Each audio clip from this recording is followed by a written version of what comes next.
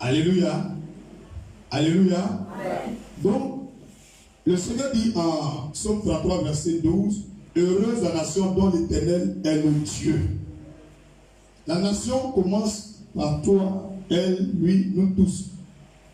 Un homme est une nation. La Bible déclare que Dieu dit à Abraham, de toi sortiront des nations.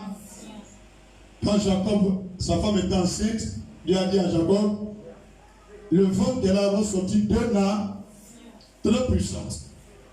Quelqu'un me comprend? Donc quand on dit nation, premièrement, c'est de toi on parle. C'est de moi on parle. Parce que chaque pays que vous voyez, c'est une famille qui a commencé le pays là. Chaque village que vous voyez là, c'est une famille qui a commencé le village là. Tu as bien compris? Chaque campement que tu vois, c'est une famille qui commence le campement là. Et les autres viennent un peu. Donc quand on parle de nation qui sera heureuse, premièrement on parle de l'homme. Toi en tant qu'homme, entité humaine, tu auras une femme, tu auras 5, 6 ou 3 enfants. Et aussi auront des enfants. De toi là, tous les enfants qui vont venir, si tu as choisi le Dieu d'Abraham comme ton Dieu, tous les enfants qui viennent de toi seront heureux. Dis Amen. Maintenant, on vient en tant que nation, pays. Celui qui a la tête, nous sommes comme ses enfants. Le président, nous sommes comme le peuple. Quelqu'un me comprend? Si lui choisit l'Éternel comme son Dieu, son peuple sera heureux. Dis Amen. Dis Amen. Amen. Le président peut être franc-maçon, bouddhiste, maïkari, ou bien un criminel qui ne croit même pas en Dieu. Ça dépend de lui. Dis Amen. Amen. Donc quand tu as un président comme ça, qui aime Dieu sur le pays, le peuple est heureux.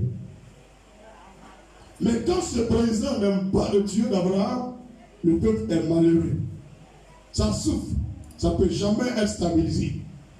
Alléluia. Alléluia. Amen. Disons Dieu merci. Je ne connais pas le président qui est là sur lui. Il aime Dieu ou n'aime pas Dieu. Mais ce que je sais, il y a un président qu'on appelle Oufo Boigny. C'est lui qui a envoyé un indépendant de Côte d'Ivoire. Donc à travers lui, la Côte d'Ivoire sera toujours heureuse. Dis Amen. Amen. Lui au moins on sait, devant les médias, qu'il est parti volontairement faire alliance avec le Dieu d'Israël. Tous les bénéfices de notre café cacao. Des milliards, il a allé faire alliance avec Israël. Que le Dieu qui est sur Israël soit le Dieu sur la Côte d'Ivoire jusqu'à la fin du monde.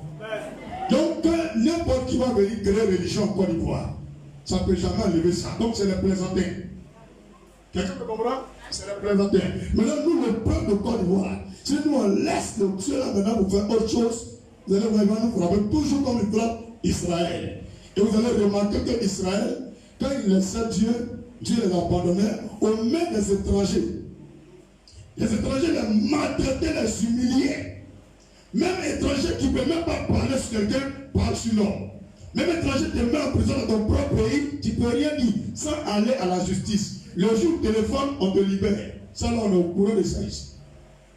C'est ce qui arrive à Israël, ça arrive à Côte d'Ivoire. Pour vous dire que votre pays, la Côte d'Ivoire, là, si vous voulez savoir comment faire pour avancer, lisez la Bible là.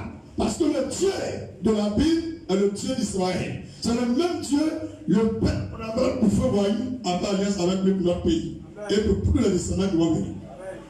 Alléluia. Donc je vous te dis, tu ne peux jamais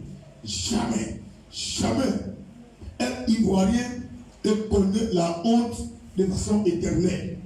Et Dieu décide dans son plan que 2020, c'est l'année où il était fâché contre l'Ivoirien et il revient en 2020 pour restituer à l'Ivoirien ce que l'Ivoirien avait perdu. Si je peux entendre un amen. Alléluia. Donc que quelqu'un ne pense pas que Dieu est avec lui. C'est nous les Ivoiriens qui avons fait ça. On a laissé notre Dieu pour aller derrière les barres. Et si vous demandez bien dans l'intimité du président qui était là avant celui qui est là, vous verrez qu'il est allé dans d'autres coins qui ne sont pas chrétiens. Pourtant, il est un fils de ce pays. à qui tu as confié le pouvoir par révélation et par l'imposition des mains des hommes de Dieu, depuis sa prison. Lui-même ne pensa même pas qu'un jour va briquer la magistrature suprême de ce pays. Dieu l'a enlevé dans la boue, dans les miettes, pour le faire asseoir sur le poste le haut placé de ce pays. Où il rentre, toi, moi, on ne sait pas. Mais pendant qu'il me regarde dans ce direct, chacun de nous connaît la vérité. Dieu ne peut pas t'arracher ce qui te revient de droit et confier à un étranger si toi tu n'as pas fait faute. Arrêtez de politique, soyez spirituel.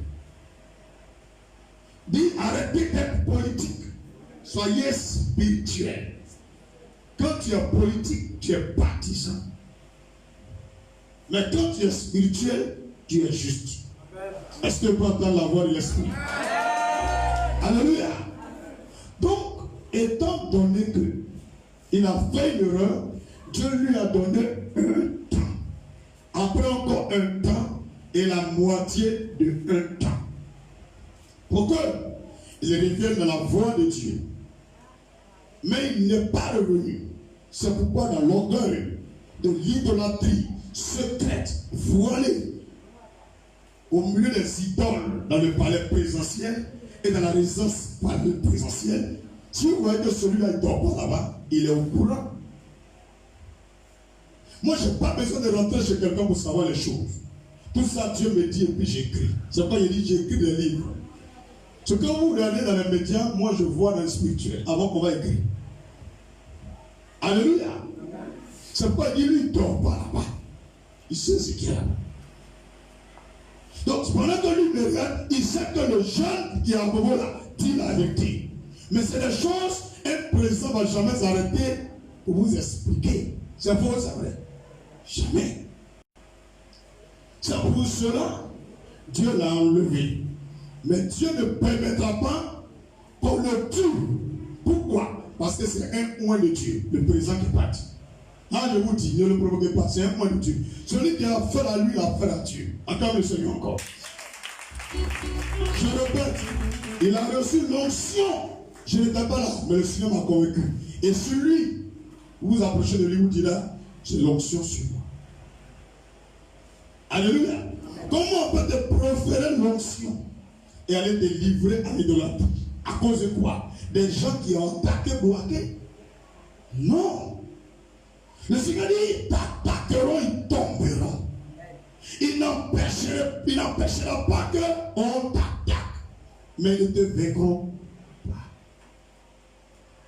Que ça fasse 20 ans, 30 ans, la victoire était de ce côté. Mais c'est une erreur spirituelle qu'il a faite. C'est juste une erreur. Et l'erreur spirituelle est corrigée par repentance. C'est pourquoi tu vois, la rosée céleste, dans la semaine de Pentecôte, est en train d'arroser sa vie. On acclame le Seigneur. On acclame le Seigneur. Il y a ton personne de la révélation. C'est la semaine de l'Esprit. C'est la semaine de Dieu. C'est la semaine de la gloire qui commence et qui finit aujourd'hui. Et Dieu doit faire quelque chose pour toi, pour moi, pour nous, pour la Côte d'Ivoire, pour ses autorités et pour le peuple.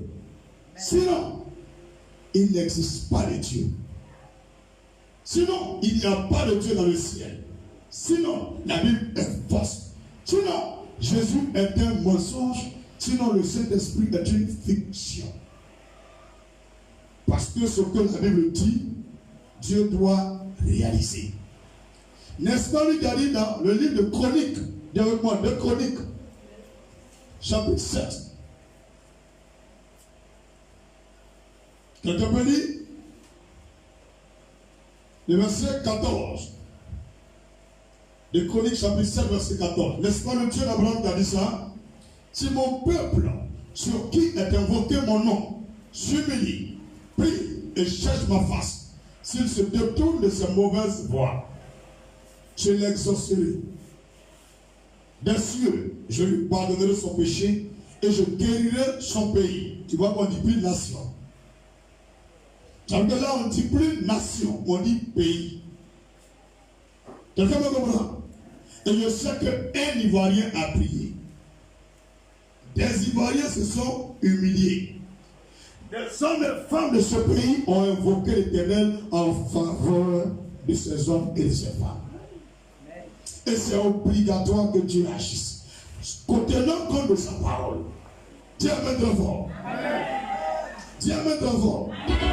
Et Dieu me dit, mon fils, le thème de cette Pentecôte, c'est le Saint-Esprit et la Côte d'Ivoire.